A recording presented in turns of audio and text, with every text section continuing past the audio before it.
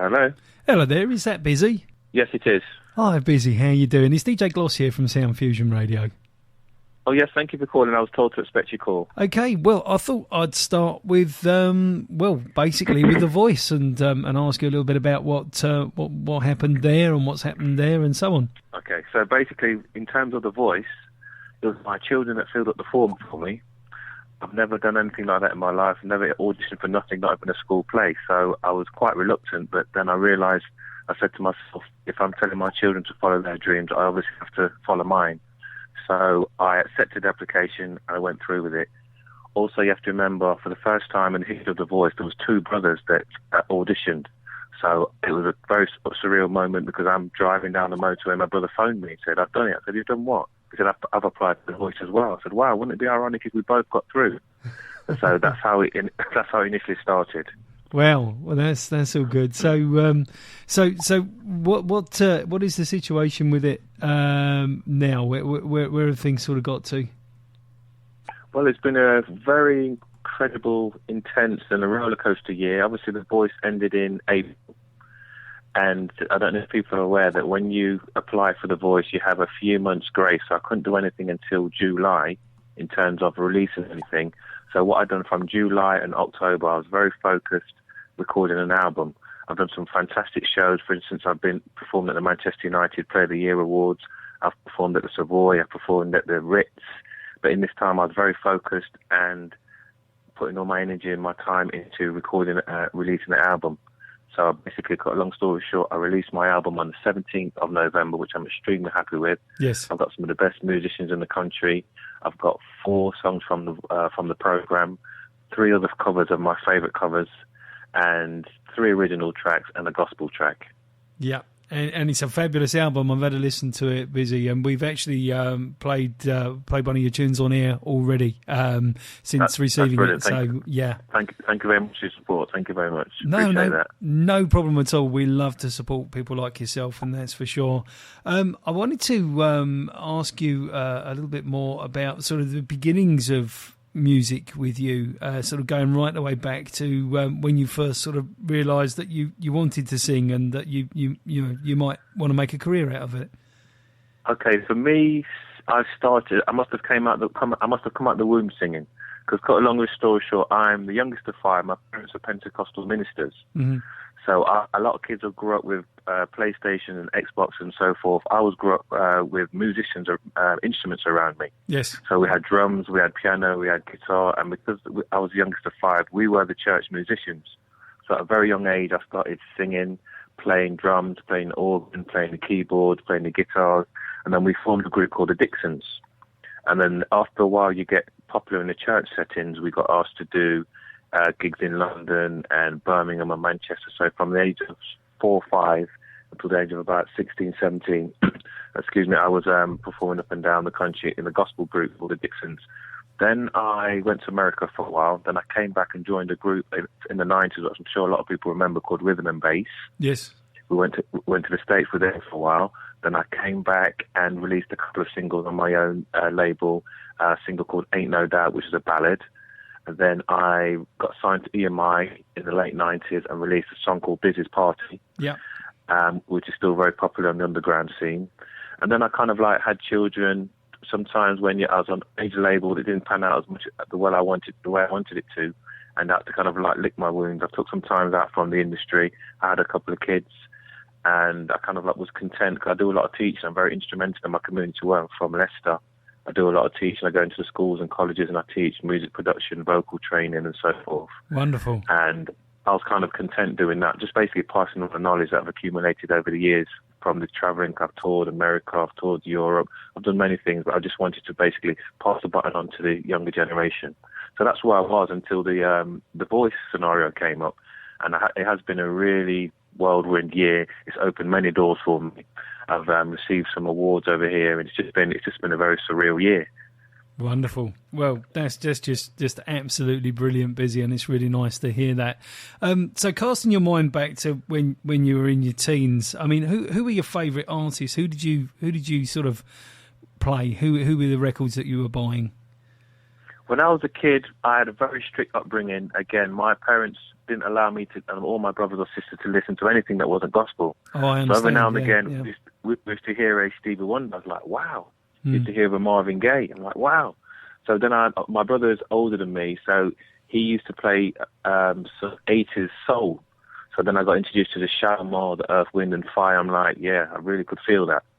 And it's no secret, everybody knows that the church setting is the breeding ground for the gospel vocals and musicians. So I was happy to basically take that gospel DNA and put it out to the world and sing many different things. Because, for instance, I sing house, I sing drum and bass, I sing soul, I sing gospel, I sing reggae, I consider my voice like a knife. It can be used for many different things. Don't pigeonhole Bizzi Dixon. Bizzi Dixon can sing many different things. So if you listen to my album, you'll hear the classic soul, you'll hear some club tracks, you'll hear a house track, you'll hear a gospel track. I'm basically trying to give everybody that's been following me on my journey, just trying to get my words out. I'm just trying to appeal to all. Yeah, well, it certainly does. I mean, like I said, I've listened through the album and loved the tunes. You've got some great covers on there, some of your favourites, and 2 Beatles tracks as well. Yes, that's right. Yes, you can't forget the Beatles. They were incredible writers, and I really tried to connect with some of those songs. And when I was on the programme, what Will and Tom always used to say was, Bizzi got busy, and Bizzi took it to church. So I've got songs like Hey Jude, I've got songs like Yesterday, and I've kind of like put a twist on it, and I'm extremely happy with the end result, and I hope the listeners will be too. Well, we'll be playing tunes alongside your feature all week there, Bizzi. So, there's a lot of material that we can get through and give people all of those different genres that you've just talked about. The flexibility that you offer in what you do, which is, absolutely marvellous and very nice to see. Yeah. So with the album, then, are you getting out there to perform it now? Is that the aim? Is that what you're going to do next? Yes, basically what I'm doing is, most people know as an artist, it goes in 3 cycles. You're writing, then you're recording, and then you're performing. Yes. So at the moment, I took the months out writing and recording, and then now I'm performing. So now I'm basically got a very strong album, which I'm extremely happy and grateful with. And so what I'm doing now is basically showcasing it, and I've got a digital release, so a lot of people buying it online. But also I want the older generation don't really download, so they like to still have their hard copy, so they want to put it in their car, they want to put it in their kitchen when they're washing up. Yeah. So basically what I'm doing is going on the road and making sure people can see me perform, and also to have the opportunity to get signed copies. Because what it is, some artists nowadays, you see them, they are not used to performing. But I was born on the stage pretty much. I love the live experience. So some artists are not used to recording harmonies, for instance. But I direct gospel choir, so I'm born and raised in the church, so harmonies are something that comes very natural to me. So I just really wanted to give people as much as my musical experience as possible. Wow, and there is a huge amount of it by the sounds of things, Bizzi. It's wide ranging. An artist that does drum and bass, reggae, soul, house. That shows great flexibility, and that there aren't a huge number of artists that can cope with jumping those genres quite so easily. So that's great stuff. Really nice to see. Thank you very much. Thank you. No, that's really good. So as far as connecting with you is concerned, Twitter and Facebook and buying your music and that kind of thing, where are the places and what are how can our listeners get in touch with you? Well, the album is called Simply Bizzi. You can buy it on all the major digital stores. There's so many to mention, but if you look on my website, which is bizzidixon.co.uk, you can actually order the hard copies, and obviously the iTunes, Amazon, and all the major digital distributions. It's on sale there too. Wonderful. So you can get hard copy and digital download all from your website, linking into various places. So that's great. They can choose their favourite download site, and there you'll be. Wonderful. Yes, and if you want to follow Bizzi Dixon's journey, it's Bizzi Dixon, BIZZIDIXON. That's same with Twitter, Facebook, and Instagram.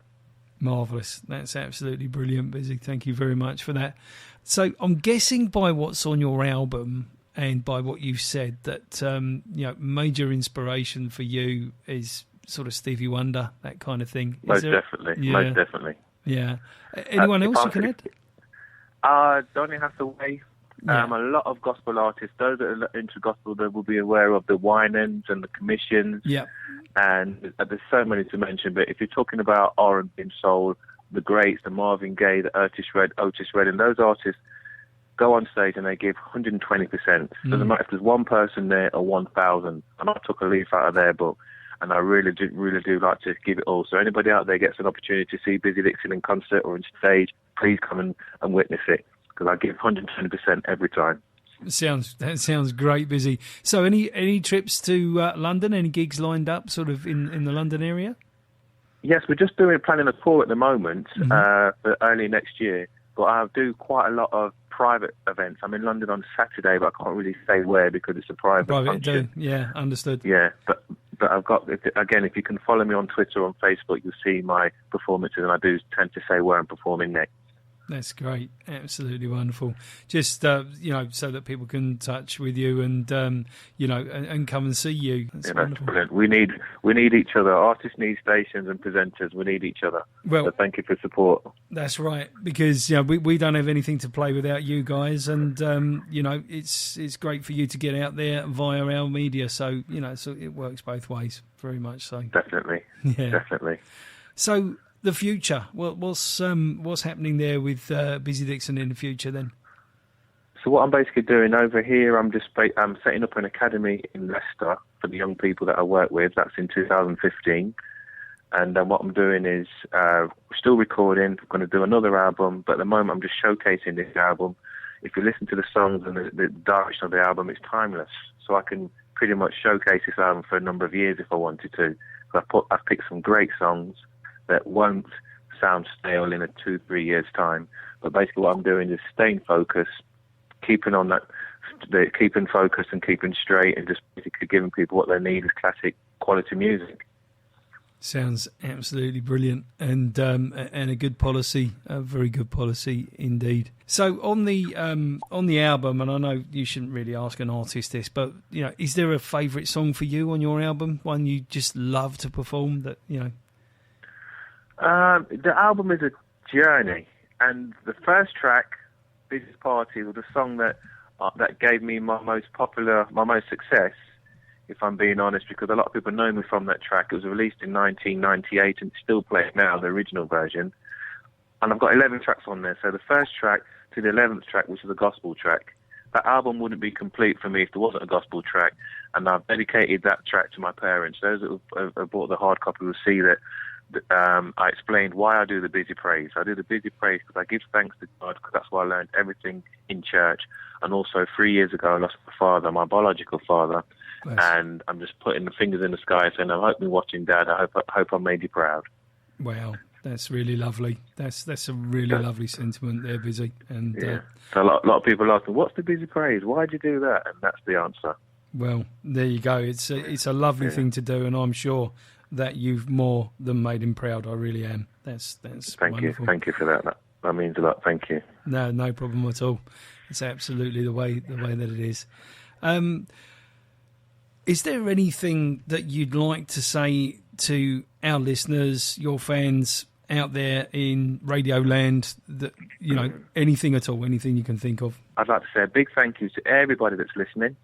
A big thank you to everybody that voted for me and supported me, not only while I was on the programme, but I've been inundated with well wishes via Twitter, via Facebook. I appreciate every one of you. I try my best to get back to everybody and reiterate again, thank you very, very much. Please keep supporting Bizzi Dixon. I'll keep doing what I'm doing. Without you, it's not possible. That's absolutely lovely. Thanks, Bizzi. That's great. I saw on your voice page, it says there, they asked you the question there, what's the best thing you've ever done? And your answer to that was had my son and daughter. And I thought that was absolutely lovely. You tell us a little bit about that. What basically happens, you have to remember, this is a TV show, and they want you to basically say, this is the best thing that's ever happened to you, and this is going to change your life, and nothing else will come close. Bizzi, what's the best thing that ever happened to you? And I kept saying, the birth of my children. I was the one that cut the cord, and from I cut that cord, it's my responsibility to be there for them as a child, as their father, because I've had a lot of opportunities, for instance, to join shows in the West End, but my children still need me around right now. Absolutely. They are getting older, but I do need to be around. And so that is the best thing that's ever happened to me. And that's the most difficult job I will ever have. And that's the most passionate thing I'm passionate about, is bringing up my children and keeping them focused, keeping them on their education trail, and just making sure that I'm there for them as a father. So right now it's very difficult because you have a social life, you have to follow your career, you have to put food on the table, you have to be committed to your charity work, you got to be a parent. It's very difficult, but I'm just living the dream. I wouldn't want to do anything else.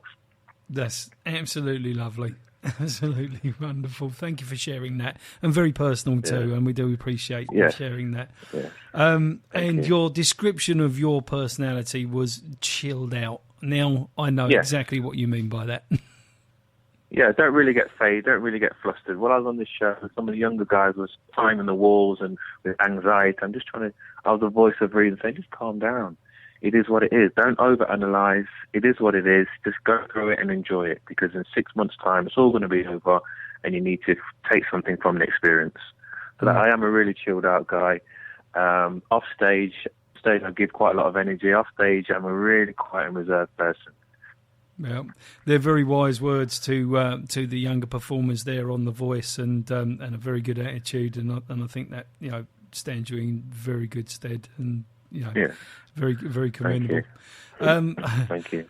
And I was going to say to you, if there was anything that I haven't asked you that you would really like to talk about on the radio and let people know about, then please feel free, to use as much time as you want to tell us whatever you'd like to tell us. I'd like to have a quick word of encouragement for any artist or singer or musician that's out there that's been trying for a period and think giving up is very close. Well, I'd like to say the hurdle that you're facing right now, that you're just about to climb, that might be the hurdle, your door of success. So everybody's journey is different. This life and this industry is a marathon, it isn't a sprint. So you might have people around you that are being signed, that are getting to do these remixes. That's their journey. You stay focused, you stay hungry, you stay determined, stay true to yourself, and you will get your reward at the end. That's very sincere and very nice of you to do that. And we do have a lot of young, up-and-coming independent artists that listen to the station and take part in the station and so on. So I think that's very sound advice for them. Thank you. And people have to realise it's all about the product. You have to be honest with yourself. Be your own worst critique. Before you send a demo, listen to the demo. Make sure it's polished. Make sure you're not making excuses. Listen to this track, but don't put any buts in. Make sure people listen to it. You're proud of it. Don't give it to anybody until you're 100% proud of it yourself. Good, wise words, and good advice for all of our independent artists out there. Any ideas, sort of roughly, when you'll be looking at the next album? Then, when we could be thinking about seeing that one? I'll probably do again another album in the summer. Yeah. What I've done is I've picked some of my favourite cover versions, and I think on the album's about 7 covers and the rest are original. So a few people said to me, Bizzi, why don't you pick 3, 4, maybe 5 more covers and just do a Bizzi Dixon songbook, a classic soul songbook? That's a quite good idea. So that might be the next project, to do a full album of covers. Right. There's a few more I really wanted to do, but I didn't have I couldn't squeeze them in. Some golden oldies, like, for instance, Luther Vandross and Marvin Gaye. There's a few more that I could have squeezed on there. Well, that's all very good, and we look forward to that very much. And what about songwriting? Have you got anything in the pipeline of your own? Have you got any songs sort of on the back burner that you're kind of working on? Most definitely. I've been writing songs for a number of years, and because I wanted to, what people have to realise, to complete an album of the quality that I have done in a matter of about 14 weeks is an incredible achievement. Definitely. Some people don't do a single in that period. So what I've done, because I believe you have to strike while the iron's hot. A lot of people remember Bizzi Dixon. I'm hoping that they're not going to forget in a year or two, but you have to know when to strike. And I think that the time was now for me. A lot of people said, release it in the new year. Forget the new year. It's all about now. I'll tell you that I've had a great response from the album, so I'm really happy that I did release it when I released it. And so basically, next year would be the time when I do another album, but I really wanted to get this album out this side of Christmas. Well, so again, it'd be a great Christmas gift for anybody that's searching for something to buy something for Christmas. Very much so, especially if it's for somebody who loves their soul and gospel and R&B and so on. It's a fabulous album for that. Some tunes they'll know and love, and some tunes that they'll get to know and get to love. Yes, that's the spirit. Yeah, absolutely. Bizzi, I'm going to say thank you very much for spending all of this time with us. It's been absolutely lovely talking to you. Sam Fusion, thank you very much for your support. Thank you for having me, and keep up the good work. Oh, that's lovely. Thank you very much. You have an absolutely beautiful rest of your day, Bizzi, and we'll speak to you probably next summer when you do your next album release. Looking forward to the call. Sounds absolutely great. Okay then, Bizzi, that's wonderful. Thanks again. Have a great day. Care. Thank you now. Bye. You too. Bye-bye. Bye.